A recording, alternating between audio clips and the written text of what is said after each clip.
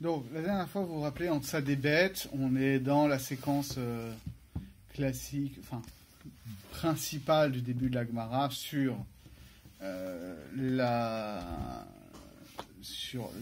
résurrection des morts et comment on le sait et comment ça se passe, etc. Et là-bas, il y avait une indication très connue de cette histoire que le monde dure 6000 ans et ensuite il est charouf, c'est-à-dire il est en ruine pendant que Dieu le renouvelle pendant un 7e millénaire. Et là-bas se posait la question de savoir qu'est-ce qu'il advient de l'âme des tzadikim, enfin des tzadikim, pas que de l'âme des tzadikim ressuscités, vu qu'ils ne remeurent pas pendant ce 7e millénaire. Donc ça, c'est ce qu'on avait vu il y a 2 semaines, je ne reviens pas dessus. Voilà, qu'ils planaient dans l'air, et qu'est-ce que ça veut dire, dans quel niveau d'être ça suppose par rapport à l'équivalence entre la fin du monde et le début du monde, etc. Vous vous rappelez ? Cette Suga-là, elle a un parallèle plus loin en Tzadé Zayin. D'accord ? Donc, 5 dapim plus loin. Où là, on est un peu dans un autre contexte. On n'est plus en train de discuter la résurrection des morts, on est en train de discuter l'époque messianique. D'accord ? Ce qui est... On le sait de manière un peu vague parce qu'on sait qu'on parle, parce que tout ça, ça fait partie de la fin des temps et que c'est ce dont parle notre Pérec. Donc on conçoit confusément que c'est lié, mais c'est pas très clair. Et cette thématique des 6000 ans plus 1000 ans revient dans les deux contextes, mais on va voir que c'est pas forcément tout à fait pareil, et que dans les deux cas, donc a priori, est-ce qu'on nous parle de la même chose ou pas, et comment est-ce que ça marche dans la chronologie. Okay, donc on va reprendre, ça va nous prendre pas mal de temps, je pense que ça vous dérangera pas qu'on passe plusieurs séances là-dessus, parce que c'est quand même the big sujet, effectivement, de la durée du monde et de ce qui se passe dans le dernier millénaire ou de machin. Et en plus, c'est toutes les sougiotes de calcul de l'époque messianique, donc c'est quand même ce qui est le plus mystérieux. Et quand bien même notre tradition nous dit mais il ne faut pas se livrer à ces calculs, et, etc., etc., et que c'est toujours néfaste de vouloir donner une date de l'arrivée messianique, ça c'est quelque chose qu'on nous répète souvent, qui est particulier. Maïmonide le dit souvent, ça, d'accord, au point que c'est presque devenu un des 13 principes de foi qu'il ne faut pas se livrer à ce genre de calcul. Il faut espérer que ça vienne chaque jour, donc il ne faut pas se livrer à ce genre de calcul.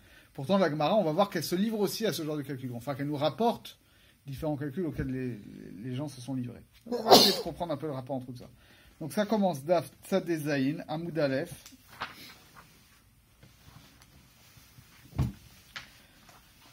Ça commence 1, 2, 3, 4, 5. Ligne avant la fin. Donc juste avant, on nous a parlé justement, de quand est-ce que, dans quelles conditions arrivera Mashiach. Et on nous a dit,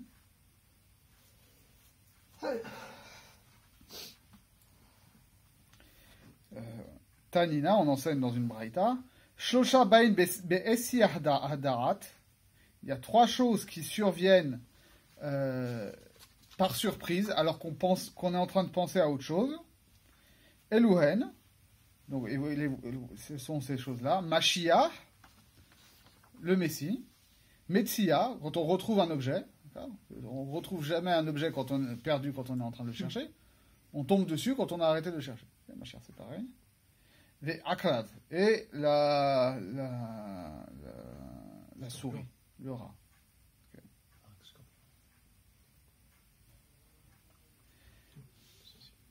Donc c'est pas le scorpion, hein. Arbar.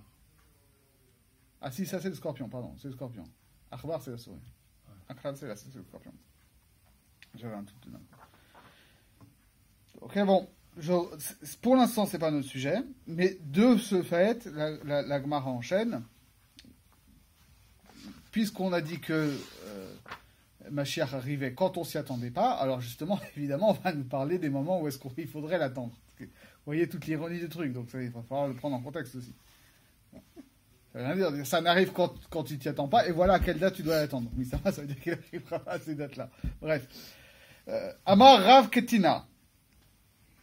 Rav Ketina, il dit Shet alfe shane, havu alma, vehad haruv.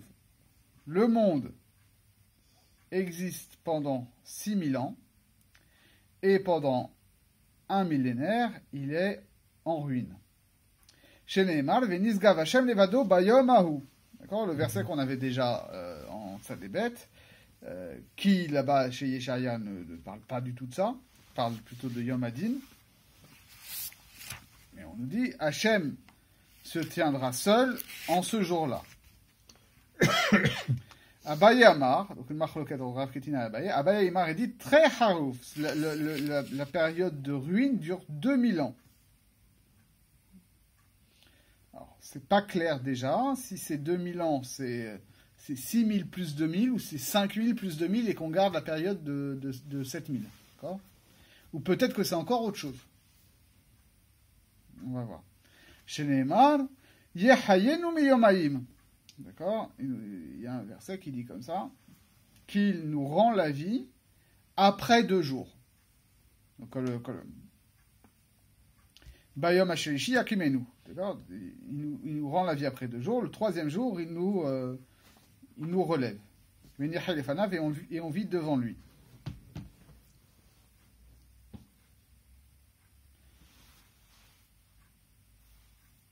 Ça, on l'avait déjà vu la dernière fois, donc je reviens un peu plus que ça là-dessus. Tanya Kavate de Rav Ketina. Il y a une braïta qui va dans le sens de Rav Ketina. Keshem she'ashevi'ait meshametet. Shana ahad leshiva shanim. Leshiva shanim, pardon. Kach haolam meshamet elef shanim leshivat alafim shana. Sheneemar v'nizgav Hashem levado bayom ahu. Veomer mizmor shir leyom ha-shabbat. Yom shekulo shabbat. Veomer ki elef shanim beinecha ke yom etmol ki ya'avol. Donc il y a une braïta qui dit, alors il va falloir voir pourquoi est-ce que ça va dans un sens de l'un plutôt que dans l'autre, dans le sens de Rav Ketina, qui dit de la même manière que l'année de Shemitah survient,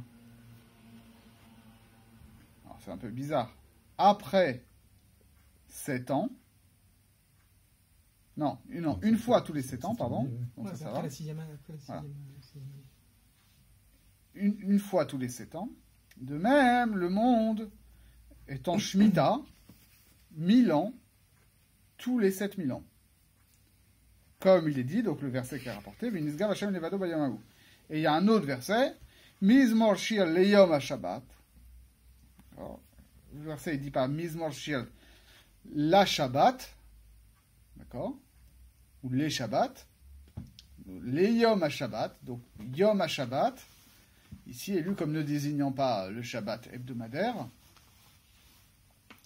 mais un jour particulier, un autre jour que le Shabbat, mais qui est aussi qualifié de Shabbat, d'accord.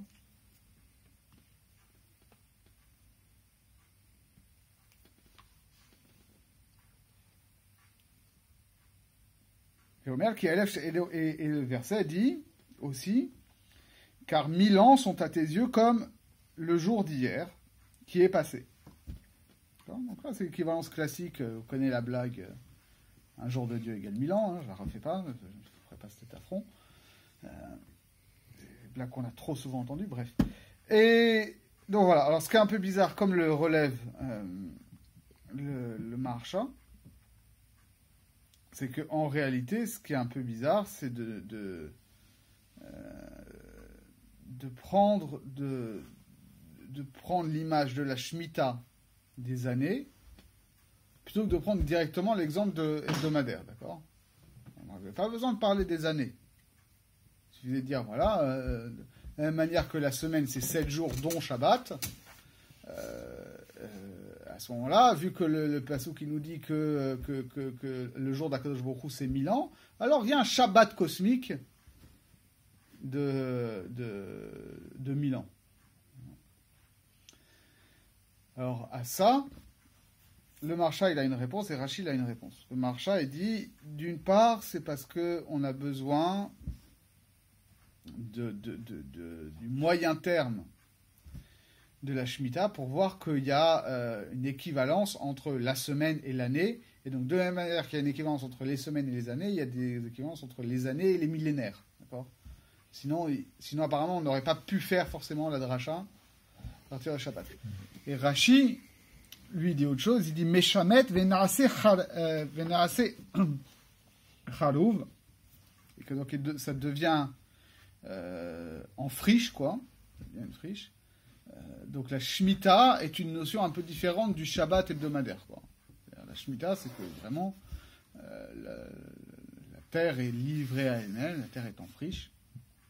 Ce qui correspondrait plus à l'idée rapportée au millénaire, ouais, que le 7e serait un temps de ruine. Voilà. Alors que Shabbat, a priori, c'est un temps d'aboutissement et de plénitude. Mais en même temps, tout ça est lié, on le comprend bien. C'est ça qui est bizarre. Oui, c'est pas la même image, quoi, si on parle d'une plénitude de Shabbat.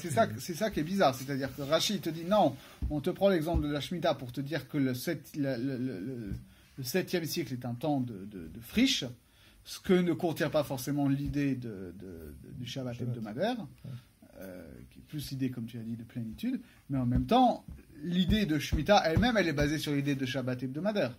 Oui. D'accord ? Oui. Donc finalement, et tu vois bien qu'on te rapporte et une preuve de la Shemitah des années et une preuve du Shabbat hebdomadaire.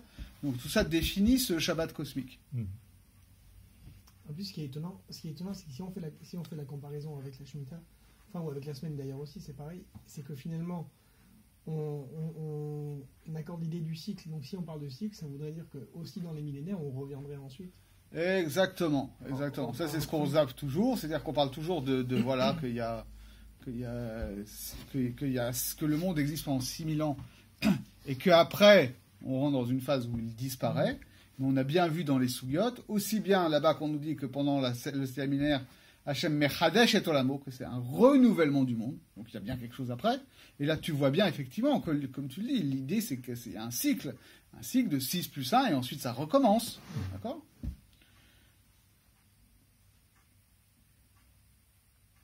Et d'ailleurs, à mon avis, ça c'est un truc, je l'introduis tout de suite parce que je ne l'ai pas vu forcément dans les commentaires, mais il me semble que c'est quand même présent. Après, on va parler, donc on est d'accord que qui dit Shemitah dit Yovel. D'accord ? Normalement, dans la Torah, c'est comme ça.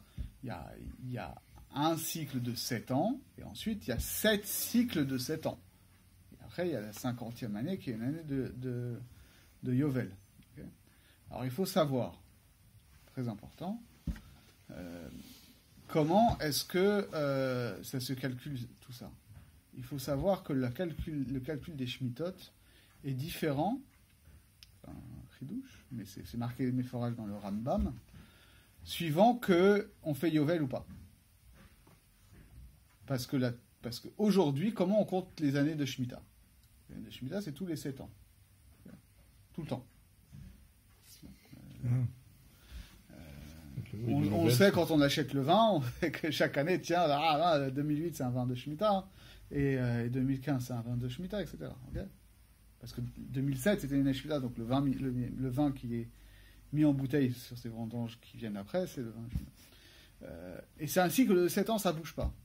Mais quand il y a Yovel, la Torah dit bien la 49e année, c'est la 7e année de Shemitah, et la 50e année, c'est l'année du Yovel. Et le cycle de Shemitah ne reprend qu'à la 51e année. D'accord ? Donc ensuite, la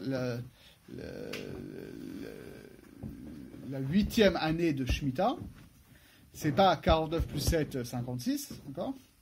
Mais c'est 50 plus 7, c'est 57.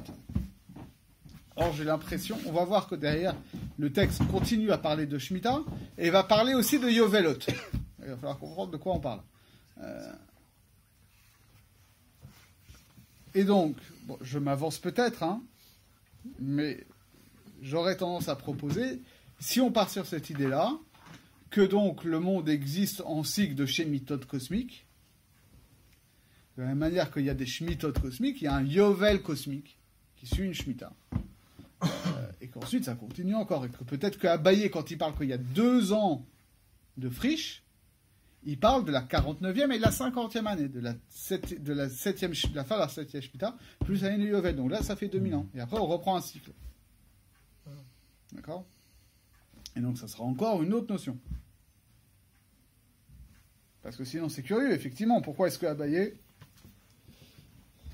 il irait parler sur ces 2 ans qui ont un appui assez étrange, d'accord, sur un verset qui n'est pas forcément le plus explicite là-dessus, alors que les versets rapportés et par Rav Ketina et par la Braïta sont quand même, a priori, plus explicites. Alors maintenant, on va parler, comme je vous ai dit, je déroule un peu la souvia pour qu'on ait des idées. D'après ce que tu dis, ma chère, il vient au bout de 50 000 ans. Je n'ai pas dit ça. Bah, on est parti de non, pour l'instant, on met en place. D'accord. Ok, mais Inachinami, après, là, on va continuer sur ce qui est Mistama, la Chita de Rav Ketina. On ne parle plus de la Chita d'Abaye. Elle est mentionnée comme ça, mais on ne parle plus de la Chita d'Abaye. C'est ça qui me fait dire aussi, mais finalement, vu que la Gemara après ne dit pas « Ah, et pour Abaye, il faudrait dire que machin, etc. » que implicitement, on admet que Abaye, il parle birchal d'autre chose. On peut dire aussi que un Mashiach arrive chaque 7e millénaire. Inachinami, ça peut le dire aussi. Et qu'il y a une sorte de Mashiach qui arrive. Le 50e millénaire, c'est la super top. On a encore le temps. Hein. Sauf si on est dans une autre... C'est pas on est, en fait, oui. C'est ça, en fait. On est peut-être à la fin de la fin. C'est une autre dimension, là. Allez, on continue. Tana de Viliyahu. Donc, on enseigne à l'école de Eliyahu. Sheshet alafim shana have alma. Le monde dure 6000 ans. D'accord. Shne alafim tohu. Pendant 2000 ans, c'est 2000 ans de chaos, de choses informes. Rashi traduit d'étourdissement. Dans Bereshit. Shnei alafim Torah. Pendant 2000 ans, c'est de la Torah. Shnei alafim Yemot HaMashiach. Et pendant 2000 ans, c'est l'époque messianique. Uba'avonotenu Sherabu. Et du fait de nos nombreuses fautes, Yatsu Mehem Mashe Yatsu. Alors finalement, on a déjà bien entamé les 2000 ans de Mashiach et il n'est toujours pas venu, mais c'est de notre faute. C'est nous qui le retardons. Autrement dit, donc ces 2000 ans-là, ça ne tombe pas au début de l'an 4000, ça peut tomber a priori n'importe quand. C'est ça qu'on va discuter. Alors,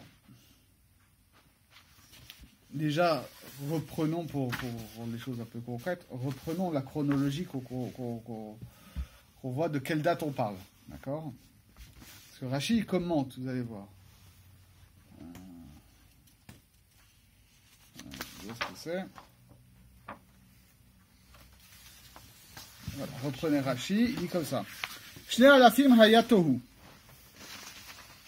Tahat shelo nitena adayin Torah.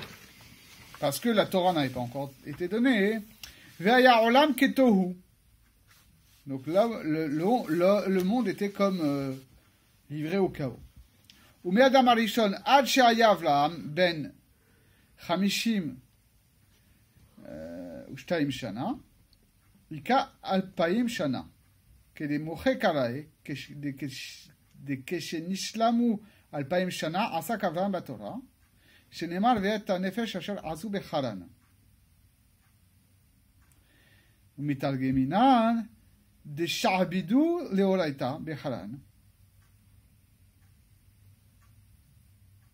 גמינן במסכת עבודה זרה, גמירי דההוא שעתה הווה, Avraham bar 50 vetarte shanin. Je traduis. Le problème de Rashi, vous le comprenez, c'est que cette date de 2000 ans ne correspond à rien. Parce que, donc, si le monde est créé en l'an 1, disons, Avraham naît en 1948 de la création du monde. Ça, c'est facile à retenir. Pour nous. sionistes invétérés. 1948, après la création du monde, naissance d'Abraham Avinu. Donc, 2000 ans après la création du monde, il a 52 ans. Quand Abraham a 52 ans, a priori, il ne se passe rien de spécial. Puisqu'il a 75 ans quand il part, quand Dieu lui parle, il dit Lech Lecha.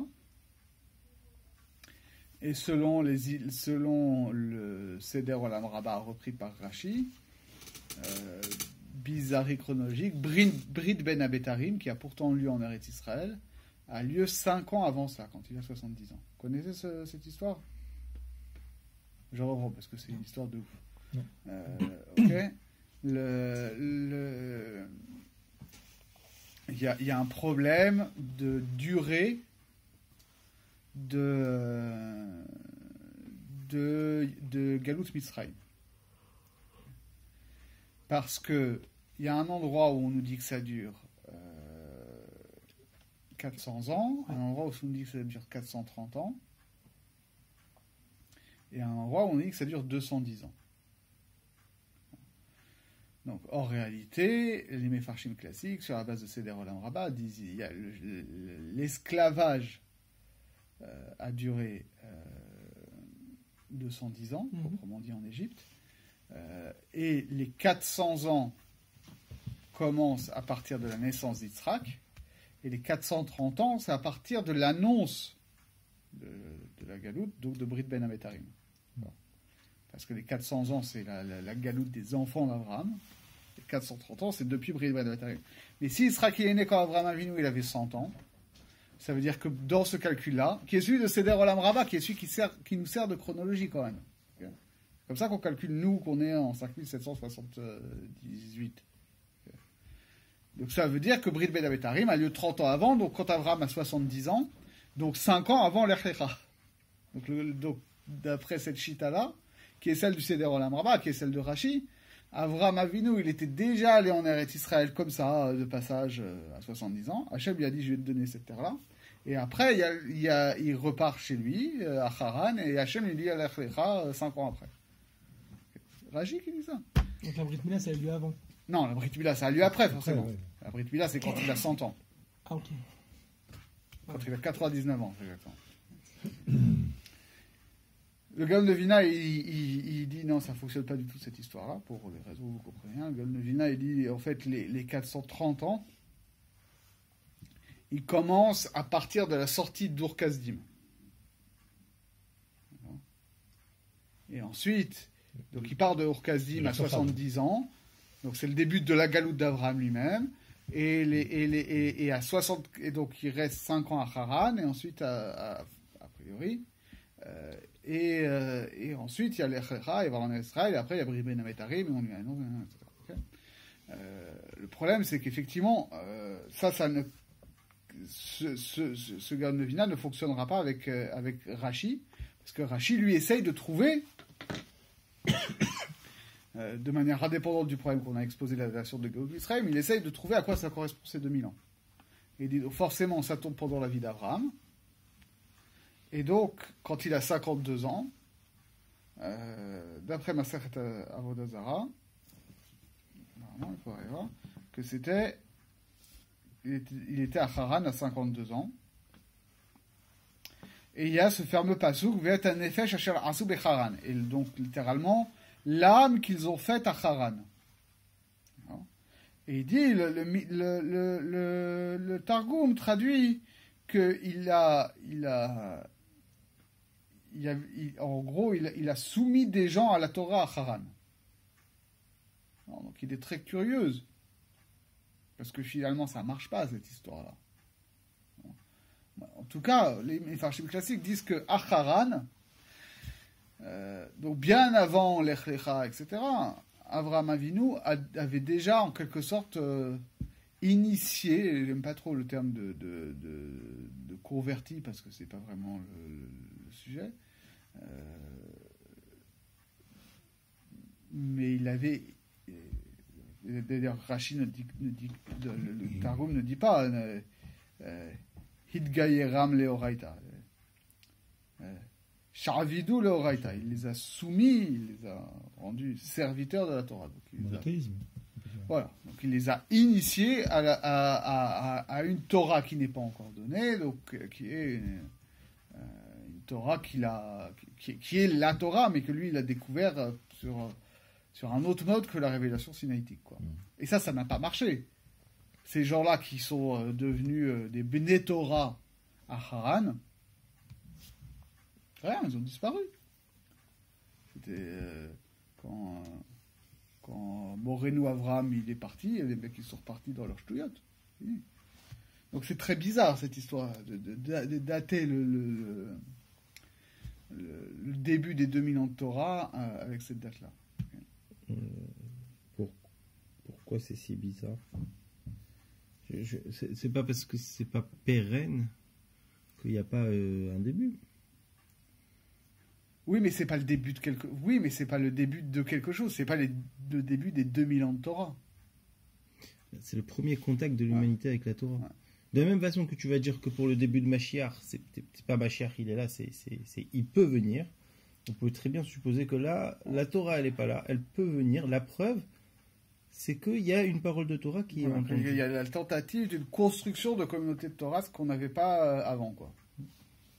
Donc, c'est pour ça que peut-être que le terme d'initiation n'est pas adéquat, parce qu'il y avait une transmission initiatique de la Torah avant, d'individu en individu. Ici, il y a la tentative de construire une société de Torah. Voilà. D'ailleurs, tu as raison de nous mettre sur cette piste-là, parce que c'est ça qui s'oppose à Tohu. Tohu au sens où c'est un chaos, au sens où le monde n'est pas en chaos. Le monde, il existe, mais le monde n'est pas organisé selon un idéal de Torah. Oui, il y avait la Yeshiva de Shaveler.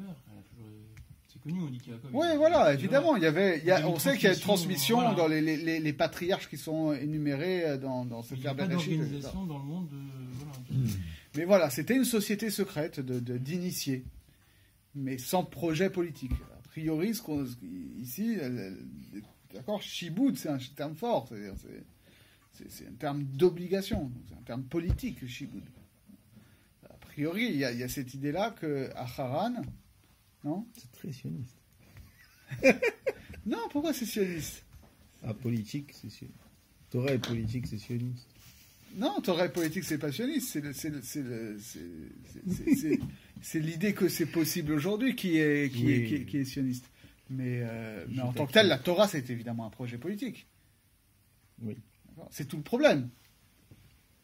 C'est tout notre problème aujourd'hui. C'est pour ça qu'il y a eu le Khurban, etc.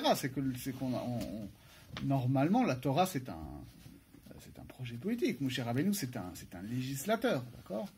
On organise une société avec la Torah. C'est pas juste pour connaître les horaires de Mincha à la choule. Mais on n'y arrive pas. On a du mal. Et on voit qu'effectivement, alors peut-être que c'est ça. Peut-être que c'est ça qu'on vient nous dire. Parce que après, Mashiach aussi, c'est une notion forcément politique. Mashiach, c'est l'avènement d'une société de Torah idéale.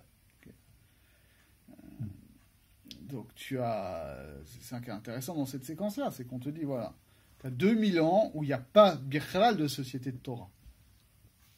Ça n'existe pas. La Torah, c'est une transmission ésotérique de Adam, Hachet, machin, ça passe par Hanor, ça passe par Noach, Hechem, Ever, etc. Okay. Une personne par génération. De l'autre côté, tu vas avoir, a priori, une société cosmopolite, de paix universelle, selon les principes de la Torah, voilà, la réalisation de l'idéal politique de la Torah dans le monde. Et entre les deux, tu as quelque chose qui s'appelle 2000 ans de Torah, où c'est plus Tohu, et c'est pas encore Mashiach. Et on essaye d'organiser une société avec la Torah, mais ça marche pas forcément très bien. Et d'ailleurs, tu vois, regarde qu'est-ce qu'il dit Rashi après. Shnei alafim Torah, 2000 ans de Torah. Donc, min anefesh asher asu bicharan, ok? Ad alpaim shanot hamashiach. D'accord? Donc, il y a 2000 ans qui sont entre les 2000 ans d'avant et les 2000 ans d'après. Arbaim ushmona shana ad shenolad Yitzhak. D'accord, donc, qu'est-ce qu'il me fait comme calcul là? Il dit, voilà, vu, Abraham Avinu, il a 52 ans à Haran, okay, en l'an 2000. Ensuite, il a Yitzhak à 100 ans, donc il faut rajouter 48 ans. Veshishim shana mishenolad Yitzhak ad shenolad Yaakov. Donc on rajoute ensuite 60 ans pour la naissance de Yaakov. Are Koufret. Donc on est à 108 ans. D'accord, donc on est là en 2108. Okay. Ensuite, il y a 130 ans. Yaakov, il arrive en Égypte à 130 ans. Okay. Donc on est en l'an 2238. Et ensuite, tu rajoutes les 210 ans de l'esclavage en Égypte, ça fait 2448. Et de la sortie d'Égypte jusqu'à la construction du premier Beth Amikdash, il y a encore 480 ans. D'accord, ça il y a un passage dans Melachim qui dit ça. Donc on est en 2928. Et tu rajoutes encore 410 ans de la durée du premier Beth Amikdash. Si tu calcules, comme il dit, les années de règne qui sont dans la Torah, plus 70 ans de Galout Bavel, plus 420 ans de durée du deuxième Beth Amikdash, donc tu obtiens 900 plus 928, donc ça fait 900 plus 928, ça fait 1828. D'accord ? Donc ça veut dire ça fait 2000 ans, et il manque, pour compléter les 2000 ans, 172 ans. D'accord ? Donc autrement dit, qu'est-ce qu'il est en train de nous dire ? Que en l'an 2000, quand Avraham Avinu il a 52 ans, c'est le début des années de la Torah, et ces années de Torah elles durent 2000 ans, donc en fait, elles durent jusqu'en l'an 240 de l'ère vulgaire. Okay. Or, le Beth Amikdash, il est détruit en l'an 68. Ça aurait été mieux s'il avait été détruit en l'an 240, parce qu'on aurait compris que le Beth Amikdash, il dure jusqu'à... les années de Torah, c'est jusqu'à la destruction du deuxième Beth Amikdash. Ça donnait un repère stable. Okay. Là, il te dit, bon, il manque 172 ans dans le Cheshbon. Mais pourquoi ce serait forcément le Beth Amikdash qui serait le repère ?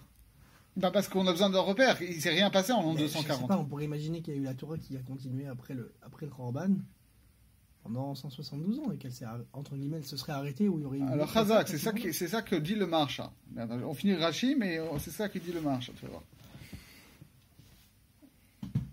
Et donc Rashi il dit... Sauf, donc là. Ve'aide de amar shne alafim tohu, ka amar shne alafim Torah. Velo shetikale Torah, achar shne alafim. Midrash Rabbah. Donc il dit... donc les 2000 ans de Torah, c'est pas d'Afka 2000 ans, ok, en réalité c'est 1928 ans.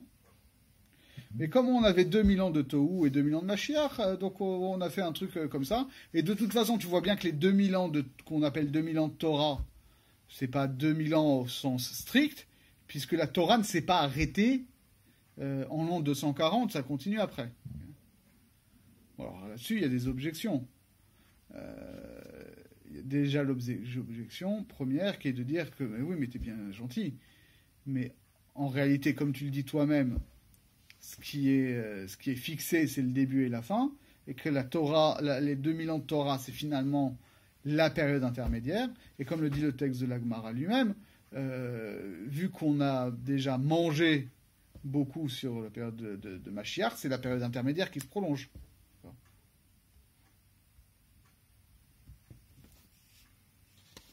Sauf si on veut dire que finalement, ce que veut dire Rashi, c'est peut-être plus profond, que le début des 2000 ans de Mashiach ne signifie nécessairement pas la fin de la Torah. Donc, de toute façon, les 2000 ans de Torah se prolongent, même si Mashiach est arrivé en l'an 240, les années de Torah seraient prolongées dans les années de Mashiach. Okay. Mais effectivement, le Maharsha, il dit comme tu dis. Il dit, mais c'est quoi cette histoire des 172 années? C'est ça. Veudahuk lomar aide de bekrecha gavna. C'est un peu bizarre de dire, bon, c'était histoire d'avoir une formulation équivalente. Alors, on va essayer d'expliquer un pshat. Qui behemet achash galut Israël galut gmura en baem Torah. Il dit, c'est vrai que de toute façon, il faut le prendre au pshat, que au bout de 2000 ans, après la destruction du Beth Amikdash, il n'y a pas de vraie Torah. Okay. On n'a pas de vraie Torah. On n'est pas dans un olam de Torah. On est dans une période intermédiaire. Les 2000 ans de vraie Torah sont terminés. Et les années de Mashiach ne sont pas encore vraiment commencées. D'après ce que dit Agmara. Donc on est dans un entre-deux. On est dans ni Torah ni Mashiach. Kedirtiv, Malka Vesarea, Bagoyim en Torah. Donc dans Echa, on dit ça comme ça. Quand son roi et ses princes sont au milieu des nations, il n'y a pas de Torah. Mikol Makom. Et de toute façon, alors qu'est-ce qui se passe pendant les 170 ans après le Beth Amikdash? Ou alors, pour lui, ça veut dire qu'il y aura quand même Torah. Vraiment Torah. Kufain Bet Shanim, Achar Bet Shenim, Mikre Adayin, Mihat Shenot Torah. Pendant 70 ans après la destruction du Beth Amikdash, ça s'appelle encore des années Torah, qui Azayu Dor Tanaïm, parce que c'était l'époque des Tanaïm. Ve'adayin no nidaldelu a yeshivot. Et les yeshivot ne s'étaient pas encore désarticulés, on va dire. Ad achar shemet Rabbi. Jusqu'à la mort de Rabbi Yehuda Hanassi. Ve'gavar galut. Et à ce moment-là, après la mort de Rabbi Yehuda Hanassi, alors la galoute s'est intensifiée. Ve'rabu atzarot. Ve'kalou yemetola. Umisham ve'elach mitoch hagalut ve'atzarot bechol otan zman raoui lavo Mashiach. Et donc après, la Torah, elle se termine à ce moment-là, et ça zman galout, mais paradoxalement, zman galout, c'est aussi Shenot HaMashiach, parce que c'est à partir du moment où il y a eu le Chorban, et à partir du moment où il n'y a plus de Torah, que Mashiach peut arriver. C'est ça qui s'appelle les jours des douleurs de l'enfantement du Messie. Kepiresh Rashi. Chez Bevo Mashiach techale agalut ou malchut alisha veivatel shivut m'Israël. Comme dit Rashi, que l'arrivée du Mashiach mettra fin à la galoute. Donc il y a forcément une période de galoute qui, si tu dis que Yemot, pour reprendre la construction, ce que dit le Maharsha, si tu dis que la définition de Mashiach, c'est la fin de la galoute, et que galout, par ailleurs, se définit, comme on l'a vu dans Echa, comme l'absence de Torah, alors forcément, entre les 2000 ans de Torah et les 2000 ans de Mashiach, il faut qu'il y ait une période de galoute intermédiaire. Et donc forcément, dans les 2000 ans de Mashiach, tu as le début qui s'appelle Hevle Mashiach, ce sont les douleurs de l'enfantement du Messie, et qui se définissent comme galout. Autrement dit, galout et Hevle Mashiach, c'est exactement la même chose. Et en tout cas, d'après cette lecture-là, la galoute réelle ne commence que à la mort de Rabbi Yehuda Hanassi, à la fin de la période des Tanaïm. C'est comme ça qu'il est. Est-ce que ça veut dire que ça n'a aucun sens d'espérer Mashiach avant? C'est ça qui est fou, exactement. C'est-à-dire que quand Rabbi Akiva pensait que Bar Kokhba c'était Mashiach, Rabbi Akiva par définition c'est un Tana, donc c'est avant Rabbi Yehuda Hanassi, c'est en 135 la révolte de Bar Kokhba. Donc, d'après cette lecture du Maharsha, Bichlal c'était impossible. D'ailleurs c'est ce qu'ils ont dit les collègues de Rabbi Akiva. Ils lui ont dit Akiva, de l'herbe poussera entre tes joues avant que Mashiach soit arrivé. Donc, quand on dit ça, c'est pas du scepticisme, d'accord? C'est pas une opposition. Tous les Tanaïm sont d'accord que Mashiach va arriver, etc., etc. Donc, si eux, ils ont une certitude que Mashiach va pas arriver pendant la vie de Rabbi Akiva, c'est qu'ils ont a priori cette tradition que de toute façon il y a un moment où Mashiach ne peut pas arriver. Alors c'est vrai que nous on lit ça bien des siècles après, donc on est déjà bien entamé dans tout ça. Okay, et d'ailleurs c'est toute la question de tout ce pérec-là, parce qu'à chaque fois on va donner des dates et toutes ces dates-là elles sont passées très largement. Regardez ce qui est dit après.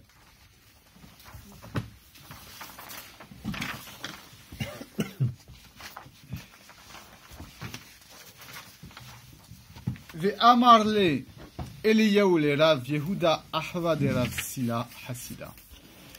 Donc, le prophète Élie a dit d'ailleurs, a dit à Rav Yehuda, le frère de Rav Sila Hasida, alors, Rav à peu près obscur, que l'on voit, j'ai vu citer qu'il est mentionné, je crois, dans Masechet Shabbat, dans une marloquette entre Rav Yehuda et Abaye. Donc c'est vers l'an 390 ou un truc comme ça. Okay. En ha'olam pahut mishmonim vechamisha yovelot. Uba yovel ha'acharon ben David ba. Le monde dure au minimum 85 jubilés. Donc 85 jubilés, si vous multipliez 85 par 50, le calcul est assez simple. Vous faites 85 par 100, ça fait 8500, vous divisez par 2, ça fait 4250. Donc 4250, là on va donner des dates, on est là pour ça. Moins 3760,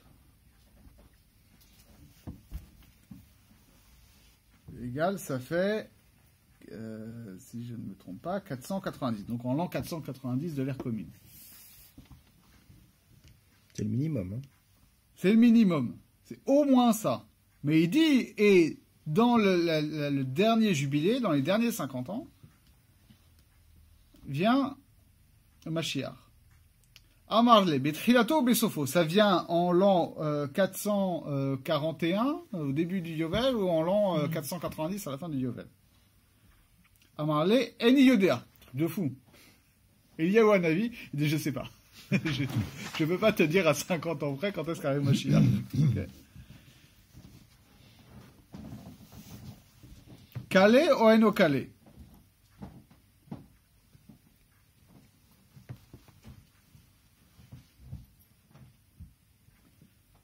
Alors, ça c'est. Est-ce qu'il faut que ce soit consommé ou est-ce qu'il faut que ce soit pas consommé? Alors, c'est pas très clair. Rashi dit calé. Calé zman azé kodem sheyavo Mashiach. O eno calé shebetach hayovel besofo uba. Qu'est-ce que ça veut dire ça? Ce temps-là, il faut qu'il soit consumé avant que vienne Mashiach. Ou pas forcément, parce que il viendrait pendant le Yovel à la fin. D'accord? Donc, autrement dit, s'il vient à la fin, est-ce qu'il vient en 490 ou 491? C'est comme ça que je comprends. Mais c'est pas très clair. Hein. Voyons voir ce que nous dit.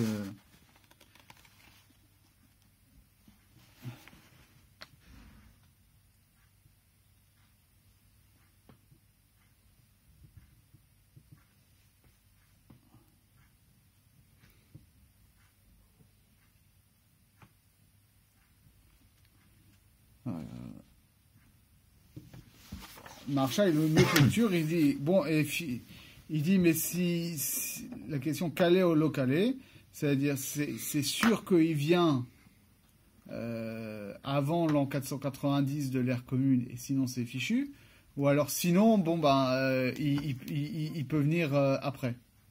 D'accord? S'il ne vient pas entre 441 et 490, est-ce qu'il peut encore venir après? Et là, pareil, Eliyahu Hanavi, il dit Eni Yodea, je ne sais pas.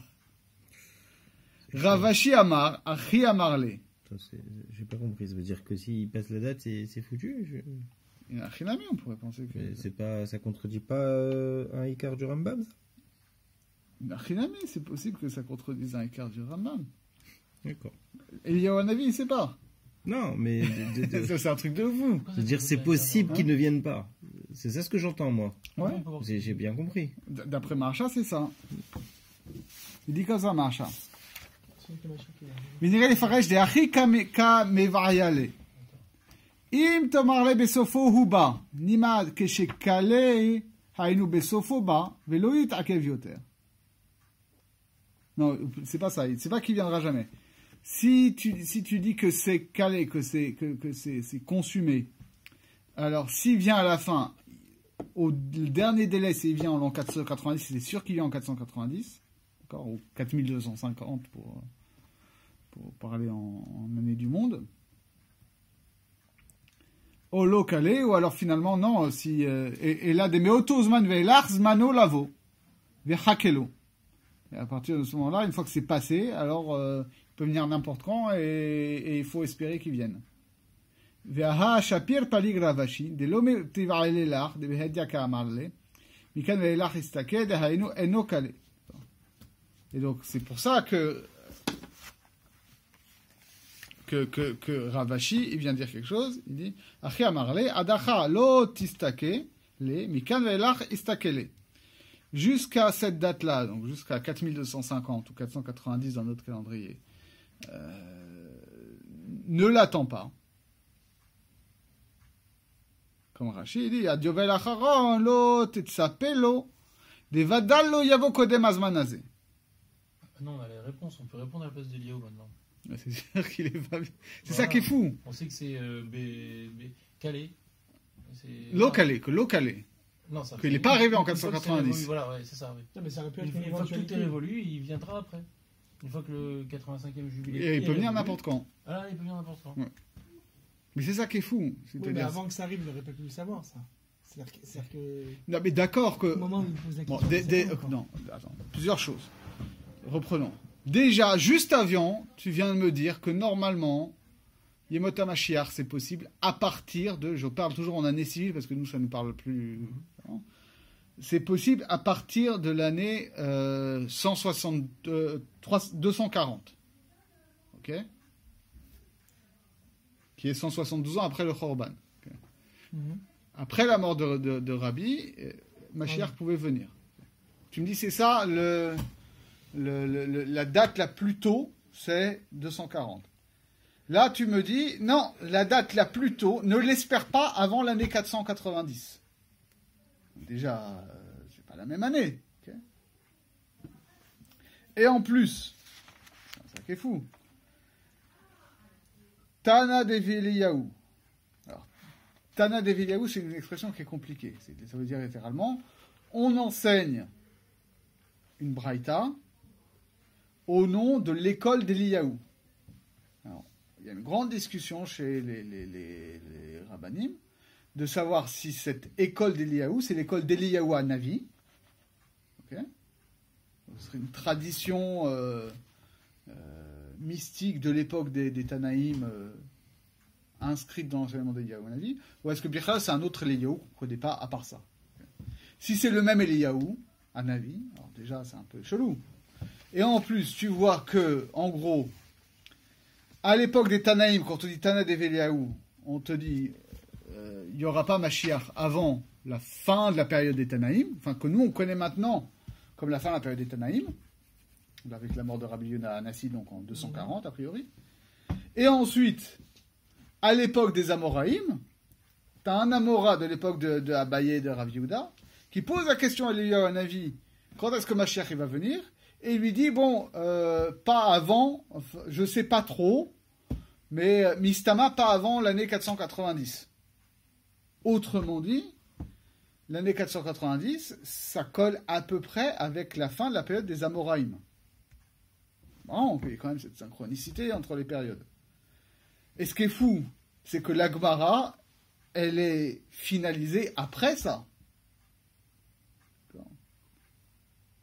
ça qui est bizarre. La Gemara fait... la Gemara, c'est pas les comment ça s'appelle c'est pas la NSA des Tanaïm et des Amoraïm. Ça n'enregistre pas tout ce qu'ils ont pu dire. ça ne retient que ce qui nous intéresse au-delà de l'anecdotique. D'accord ? Or, on a l'impression que ces dates-là, quand la Gemara elle est rédigée, elles sont déjà passées depuis longtemps. D'ailleurs, il le remarque lui-même, il dit, voilà, la date des Tanaïm, elle est passée. Et en réalité, quand la Gemara elle est finalisée, la date qui est donnée ici, elle est passée aussi. Sauf si tu dis que Yovel Bechal, ça veut dire encore autre chose. Mais à ce moment-là, on est carrément dans une autre dimension, ce qui n'est pas impossible non plus, d'accord ? Vu que 4 lignes plus tôt, on te parlait de Shemitot cosmiques, c'est pas absolument interdit de penser qu'on te dise que oui, au niveau de la très très longue durée, il y aura 85 jubilés cosmiques avant un changement ontologique encore plus grand. Donc, non pas au bout de 4250 ans, mais comment ça fonctionne ? Si un Yovel, si on a dit qu'une Shemitah c'était 7 ans, qu'un Yovel, et que donc un Yovel c'est 50 000 ans, c'est ça qu'on a dit ? Oui, parce que c'est les 1000 ans, c'est un jour, mais 1000 ans mais 1000 ans, c'est aussi une année de Shemitah dans cette histoire-là. Donc ça fait 50 000 ans fois 85. Donc ça fait au bout de 4 250 000 ans de civilisation humaine. Peut-être qu'il y aura encore un changement de paradigme si on suit ça. C'est pas Dafka le Pshat, mais le Pshat il tient pas. Le Pshat il tient pas. Le Pshat il est en train de... Si le Pshat c'est de donner une date de venue de Mashiach, tout ce qu'on est en train de te dire, c'est que finalement, même Eliyahu Hanavi, c'est pas exactement quand ça tombe. Quand tu lui demandes une date précise, il te dit écoute, je sais pas. Et tu as besoin de Ravashi qui te dit bon, écoute, voilà. Ravashi, c'est justement vers ces années-là, vers les années 490, hein, parce que c'est la fin des Amoréim. Donc tu as besoin de Ravashi qui, traditionnellement, est celui qui compose la Gemara, d'accord, qui te dit bon, voilà, écoute, on a la Gemara, elle est finie, le 490 c'est passé, maintenant tu peux espérer Mashiach. Alors si on est dans la perspective du Maharsha, on comprend ce que ça veut dire aussi, c'est-à-dire que c'est ça qui est très intéressant, c'est que ça a l'air d'être des vases communicants, nous dit le Maharsha. C'est que, en gros, plus il y a de Torah, moins il y a de Mashiach. Et inversement. Plus la vraie Torah s'amoindrit, plus il y a une urgence messianique, et donc une tension messianique qui se met en place. Plus il y a, comme en électricité, d'accord. Plus la résistance est forte, plus la tension elle est grande. Hein, je dis pas trop de bêtises en physique. Là, ça empêche, pour le coup, ça empêche l'électricité de passer. Oui, c'est ça. C'est-à-dire que plus la résistance du monde elle est forte au passage de la Torah, plus la Torah elle a du mal à passer dans le monde, et plus la tension messianique est forte. C'est proportionnel à la résistance. Et paradoxalement, c'est que la Torah qu'on vit aujourd'hui, c'est pas une Torah, c'est quoi ? Ce serait quoi alors ? C'est ça qui est intéressant avec cette périodisation, qui n'est sans doute pas innocente, c'est qu'on te dit que oui, la Torah des Amoraïm, c'est moins une Torah que la Torah des Tanaïm. Et que la Torah post-Gemara, c'est moins une Torah que la Torah de l'époque des Amoraïm. En tout cas, ce qui est clair, c'est que c'est une autre Torah, et qu'on te dit que qualitativement, c'est différent, mais tu vois que ça se croise, parce que finalement, ce que tu vois, c'est que plus cette Torah à l'ancienne, on va dire, s'amenuise, plus paradoxalement, elle est tendue vers un avenir messianique. D'accord ? Donc ça permet de réconcilier ces notions-là, parce que parfois on oppose deux visions juives de l'histoire. Une vision, on va dire, talmudique de Yeridat HaTorot, et une vision kabbalistique de révélation progressive jusqu'à Mashiach.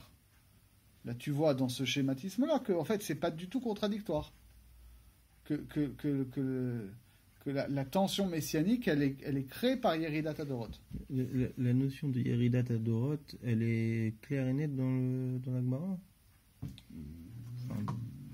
Ouais, plus ou moins. Hein. Quand on dit...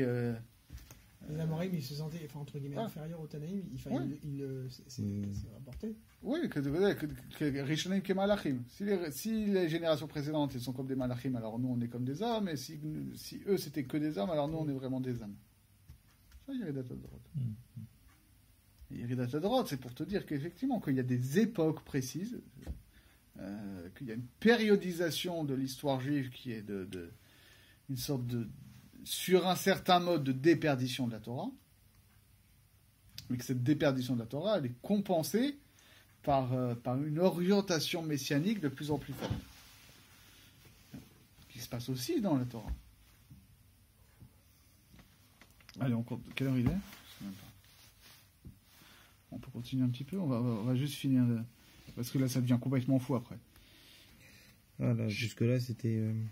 Ici, c'était light pour l'instant. Après, ça devient dingo. Okay. Tu vas voir. C'est Indiana Jones après. Okay.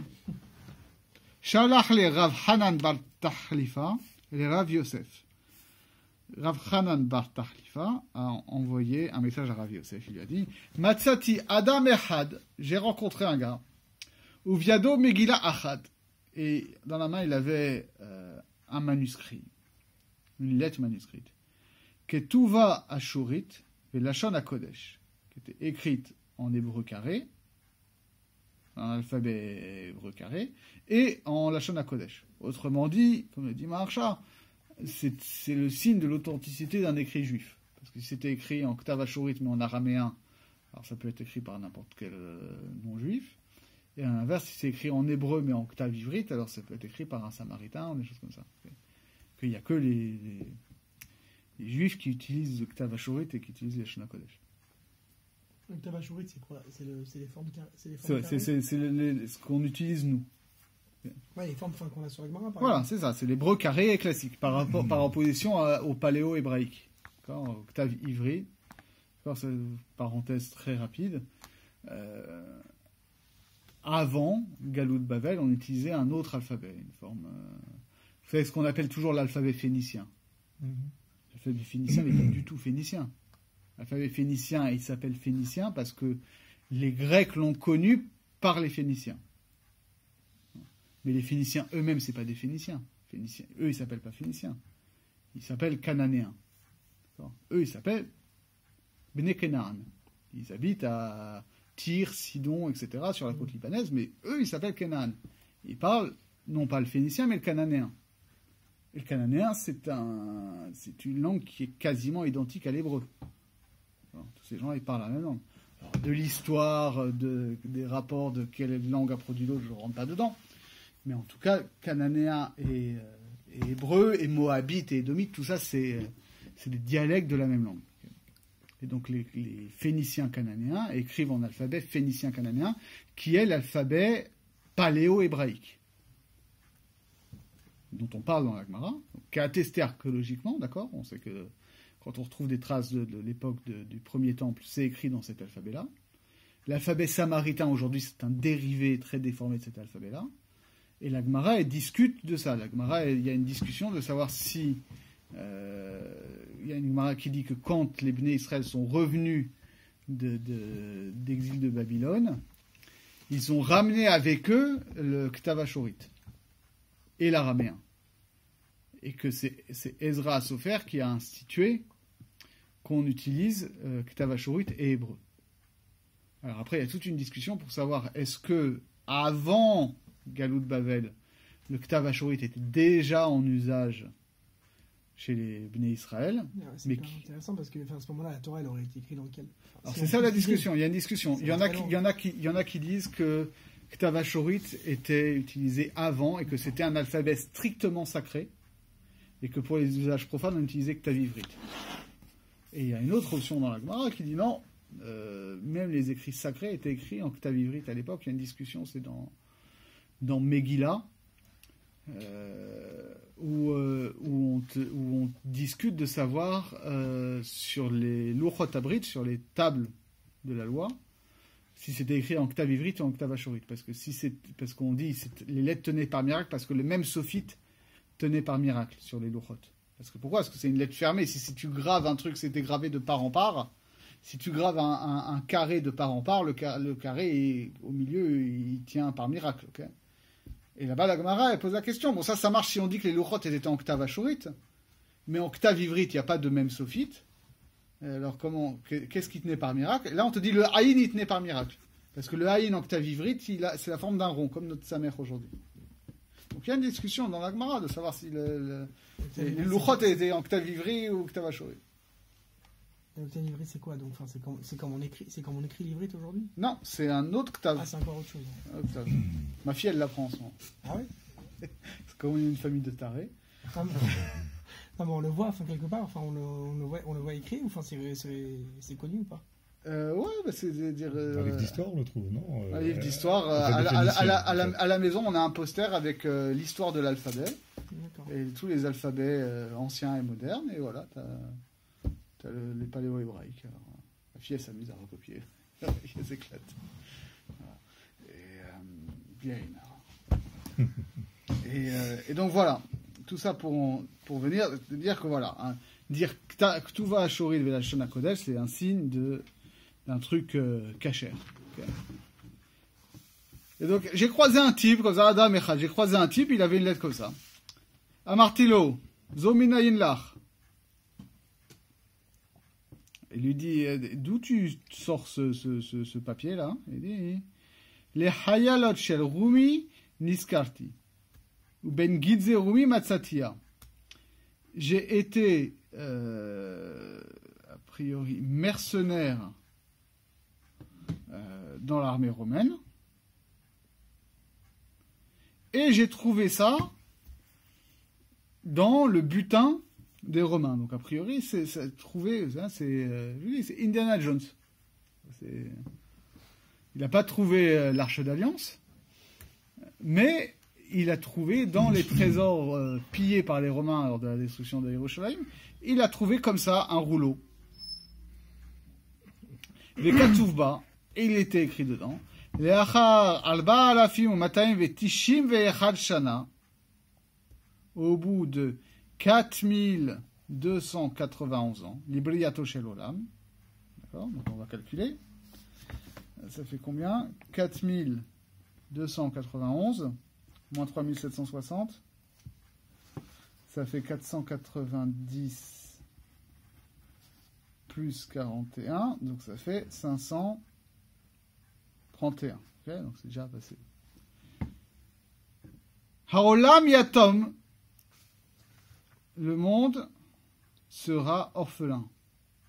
Mehe milhamot taninim, il y aura des guerres entre les dragons. Mehel milchemot Gog ou Magog. Et de là, il y aura aussi les guerres de Gog et Magog. Veshar Yamot HaMashiach. Et le reste des jours du Messie. Ve'en HaKadosh Baruch Hu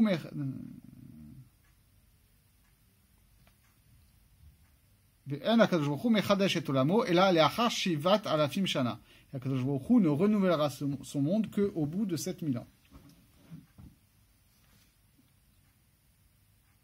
Rav Acha Bered Rava, et il y a une autre version de Rav Acha Bered Rava qui dit L'achar Chamishat Alafim Shana. Et c'est pas au bout de 7000 ans, c'est au bout de 5000 ans. Okay. Donc tout cela est très bizarre. Ça s'appelle le 5000 ans, est-ce qu'il s'applique à la fin, à savoir le Mechadesh Kadosh Baruch Hu Mechadesh et Olam, ou au début? Voilà, ça s'applique comme ça. Comment tu sais? Peut-être qu'en fait, Octave Bal et Achar. C'est vrai que c'est aussi possible de faire au bout de 5000 ans. Donc ça nous porterait, j'aime bien faire les calculs, donc ça nous porterait en l'an 1240. Okay. En l'an 1240. Et Inachinami, l'année 1240 a été une année de grande attente messianique. C'était aussi après les périodes de peste noire. Pas ça, c'était avant, c'était avant la peste. c'était au moment, il y a eu beaucoup de pogroms en Espagne, c'est au moment où c'était en pleine Reconquista, et donc il y a eu beaucoup de persécutions contre les Juifs. C'est le début, tu vois, de toute façon, c'est simple. 1240, c'est une date qui est très connue, parce que déjà, c'est le procès du Talmud à Paris. Celui du Talmud. Ensuite, une vingtaine d'années plus tard, c'est la dispute de Barcelone avec Nachmanide. C'est vraiment une période où les persécutions anti-juives s'intensifient en Europe. Et donc, il y avait aussi beaucoup d'attentes messianiques. Donc, sur la base de là-dessus, mais c'est vrai que tu as raison, c'est pas clair si les 5000 ans, c'est le début, ou si c'est la fin. Parce que si c'est la fin, ça nous donnerait aussi une autre version de ce que disait Abaye, où il y aurait 2000 ans de Chidush Haolam, mais qui serait dans les 7000 ans. Donc, il y aurait 5000 ans plus 2000. Okay, c'est un autre calcul qui est possible, mais c'est pas clair.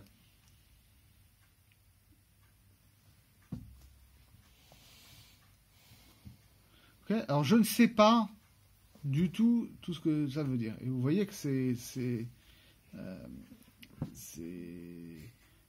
Indiana Jones, quoi. J'ai trouvé un rouleau dans les trésors du temple caché à Rome, et dedans il y a marqué voilà, la date de la venue de Mashiach. Truc de ouf. Sachant qu'en plus on a retrouvé des trucs comme ça. C'est-à-dire qu'on a retrouvé... On n'en parle jamais parce que ceux qui sont des professionnels de ça, c'est pas trop leur business ça, mais dans les manuscrits de la mer Morte, c'est un truc comme ça. C'est une histoire de ouf. Je finis là-dessus parce que c'est une belle histoire. Il y a donc, vous savez, les manuscrits de la mer Morte, on attribue traditionnellement ça aux Esséniens. Les Esséniens, on ne sait pas ce que c'est. Les Esséniens, on connaît juste parce que Flavius Joseph en parle. Ok. C'est une des sectes, comme les pharisiens et Sadducéens. Alors, quand on a trouvé les manuscrits de la mer Morte, et que ça avait l'air d'être un truc un peu sectaire, parce que dans les écrits du manuscrit de la mer Morte, il y a des textes bibliques, des commentaires, et il y a aussi des règlements communautaires internes à une secte, avec un calendrier, des trucs, une imagerie propre à un groupe spécifique. Alors on dit, c'est les Esséniens. Nulle part il y a marqué que voilà, voici la bibliothèque essénienne dans les manuscrits de la mer Morte. Aujourd'hui c'est beaucoup remis en cause, et déjà c'est pas clair que ça appartient à un seul groupe. Et c'est tout à fait possible que ce soit des gens qui ont fui Yerushalayim, qui faisaient partie des Kohanim, et qui ont fui Yerushalayim peu avant la destruction du temple, ou au moment de la destruction du temple. Et donc dedans il y a un texte qui s'appelle le rouleau de cuivre, parce que là c'est sur du parchemin, c'est sur du cuivre, et qui est une liste des ustensiles du Beth Amikdash et de où est-ce qu'ils sont cachés, etc. Et le truc encore plus ouf, c'est qu'il y a un texte très proche qu'on connaissait par ailleurs dans la littérature, qui s'appelait quelque chose comme Masechet Kelim, qui n'est pas Masechet Kelim de la Mishnah, qui est autre chose, qui est comme ça une liste des cachettes des Kelim du Beth Amikdash, qu'on trouve notamment repris dans l'introduction d'un texte classique de la Kabbalah qui s'appelle Emek HaMelech, qui est publié comme ça vers 1600 et quelques. Okay. Donc ça existe vraiment, ces histoires-là. Ils ont fait des recherches donc, suite à ces découvertes. Mais non, mais ils font exprès de pas. D'accord ? C'est-à-dire que, pour te donner un exemple, sur les fouilles sur Jérusalem, okay,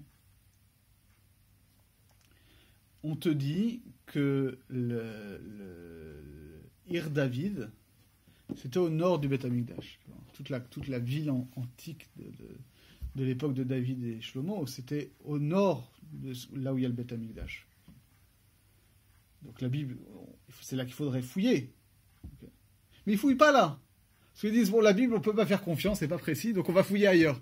Donc ils fouillent ailleurs, ils fouillent à l'est, ou ils fouillent à l'ouest, et ils trouvent rien. Et ils disent donc, il n'y a pas de... C'est un mythe, cette grande ville de Yerushalayim à l'époque de Shlomo HaMelech. Parce que tu vois, il n'y a rien. Au nord, aujourd'hui, ça correspond à quelle partie de Jérusalem? C'est le quartier arabe, non, ou pas, maintenant? Ouais, c'est dans les quartiers arabes. Tu vois, quand tu es à la Mamila... Ir David, on connaît. Enfin, c'est pas le même Ir David. Non, mais dont on parle. plus largement, toutes les autres structures, etc. Bon, Ir David, on appelle ça Ir David, mais c'est pas forcément David. Mais... Avec les grottes, Voilà. grottes et les... Mais après, il faudrait fouiller au nord. Mais comme ils veulent pas prendre le Tanar pour guide archéologique, parce que forcément le Tanar c'est des cheviottes, alors ils fouillent d'Afka ailleurs. Comme ça, forcément, ils trouvent rien, parce que c'est pas là. Alors que les gens qui fouillent au nord, ils trouvent des trucs. On leur dit non, mais c'est pas sérieux parce que vous prenez la Torah comme guide, alors vous trouvez des trucs et vous interprétez ça à la lumière du Tanar. Bah oui, mais on fouille où c'est marqué et on trouve où c'est marqué. Donc, voilà. Enfin ouais, c'est pas notre sujet, mais voilà. Bon, suite Indiana Jones et le Temple maudit à la prochaine session.